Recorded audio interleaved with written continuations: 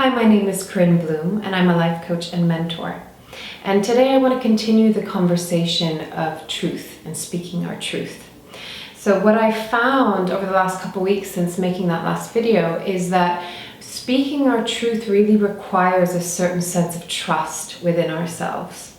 But the challenge is that it's very hard to trust a part of ourselves that is, perhaps you could say, isn't our true selves. So when we are caught up in a triggered state where we have a limiting belief, a limiting identity about who we are, there's often the noise and the story in our minds that keeps us in this very limited perspective of who we are and even what life is and what is available to us from life. And in that very limited, I almost want to say contracted space, because often it is when we're in a limited self-belief, like I'm not good enough or I'm not worthy, we're in a very contracted state of being, because it's not really who we are in our essence. It's the wounded part of us, the part of us that's afraid, the part of us that didn't receive what it needed. From that place, it's very hard to have a sense of trust with ourselves, because that place is very questioning, it's very doubting, it doesn't believe in itself. So then it makes sense that without that sense of trust, it's really hard to speak our truth, because to a certain degree, we don't even really understand what's going on because we're in such a triggered state. So the process of getting, I would say, to your deeper self or to your more authentic self is first just recognizing what is happening in the moment when you are being triggered. So it's bringing awareness to the moment and how you are reacting to something. So often, we may feel anxiety or worry or stress or fear, and we think that that's it, that's what we're in. But actually, that's an indication that something on a deeper level is being triggered, is calling our attention to look at this part of ourselves that really actually needs our help and support. And ironically, it's the one part of us that we often try to resist the most, that we say, no, I don't want to look at that part of myself because it's ugly or it's scary or I'm ashamed of it. And it's actually the very part of ourselves that really needs our attention and our love. So if we can bring awareness into the experience to go, oh, okay, I'm triggered right now. And then going a step deeper and asking ourselves, what am I scared of? What am I afraid of? Because often when we're triggered, there's fear there. We're afraid of something. And once we've discovered what the fear is, we can go even deeper and ask, what does that fear need? What is the need beneath the fear? And then the ultimate practice is giving ourselves that need. So often we might think, I need something from an external person or situation. When especially if we have I'm not good enough or I'm not worthy or I'm not seen, then I need you to tell me that I'm good enough. I need you to tell me that I'm worthy. I need you to see me.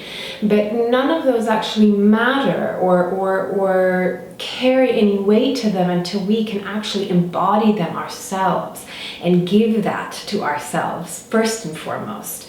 Then it's okay to go out and ask for support and ask for reflection. And we're human. Sometimes we need that validation. But it's like the saying that you cannot love somebody and you cannot even really receive love from somebody until you know what that feels like in your body. So the embodiment of what you need and what you're yearning for is so vital. It's so important. It's such a big part of the process. And this is what I, aim to help people and guide people with, is really embodying the very thing that they're yearning. Because often the very thing that they're yearning, they're not giving. We're not giving it to ourselves. And that's why it's constant, this reaching for the external to bring it in and give it to us and really feed and, replace this otherwise uncomfortable feeling. And another thing about that I think is really important to acknowledge is that often the very thing that we're wanting from life, we are actually getting in our own way, because if we're coming from the limited perspective or belief about ourselves, it's literally a contracted state, so we're very closed off. And so the thing that we're wanting, we actually can't get to because we're blocking ourselves from the world. So the three things that I hear the most from people is I want to be seen, I want to be heard, and I want to be understood. But if we are hiding behind our limiting beliefs, if we're hiding in the corner and not showing up in life, how can we be seen? How can we be heard? How can we be understood? It takes an immense amount of courage to be vulnerable, to show up in life, and to really show ourselves so that we can be seen. To speak our truth so that we can be heard, to share who we are, who we truly are, so that we can be understood by other people. But it does take our willingness to show ourselves, and that's not easy. It's not an easy thing. As I spoke about last time, it is vulnerable and exposing and scary, but there's a price that we pay if we don't do that. And so coming back to the process of building trust within ourselves is knowing that we can take care of ourselves in every moment. No matter what the emotion is that arises, the sensation, the experience that's happening around us, it's having the knowing that I'm there for myself. Not that I have to do it alone, but that I know how to be with myself and take care of myself no matter what I'm feeling, that there isn't a feeling or an experience that's shameful, that it's all okay, but it's only okay because I'm there to just be with myself, to be present with myself, and to really give myself what I'm needing. Then I can go out and I can ask for support, or then I can speak my truth, because there's more clarity then. There's more of a sense of knowing. Even in the confusion, there can be a knowing of like, okay, I'm connected to myself. I trust myself because I'm here for myself. And then it's, simply speaking the truth is actually just being present to your experience in that moment. And whatever that experience is, giving that a voice. And that is ultimately what I believe speaking our truth is. And it is a daily practice. It is an ongoing journey and growth. I feel like I'm continuing to learn how to do this. I don't think we get to a place and graduate and that's it.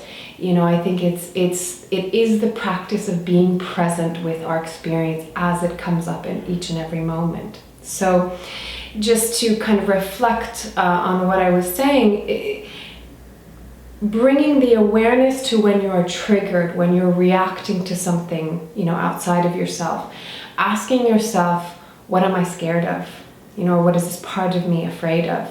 And then asking, what do I need? And then giving yourself that need. Can you embody? Can you give yourself that? Can you receive the very thing that you're yearning for from maybe an external source? Can you receive that within yourself in this moment? And just notice if that sense of trust begins to build the more and more you do that. And then once that trust is there, try giving your experience a voice and really speaking from your truth. So I hope that's been helpful along, for your journey of speaking your truth, as it is my journey as well. And I wish you well on your journey.